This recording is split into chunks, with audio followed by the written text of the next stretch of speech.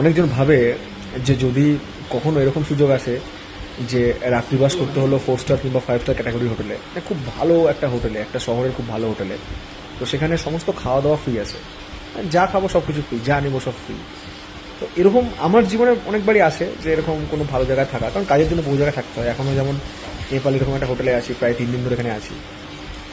সকালে তো বেরিয়ে যাই ব্রেকফাস্ট করে, দুপুরে বাইরেই খাই, আর রাতে যা খাবো সব ফ্রি, মানে খাওয়া দাওয়া নিয়ে কোনো বার্ডেন নেই এখানে।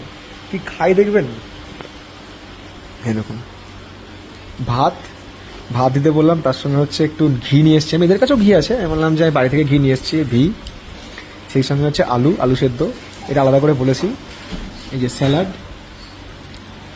রোস্টেড পাঁপড়, আর আমাদের নিয়েছে, মোহিত নিয়েছে হচ্ছে রুটি আর হচ্ছে পালাক পনির। আর হ্যাঁ, আরেকটা জিনিস বলেছি, সেটা হচ্ছে যে এই ডিম সেদ্ধ,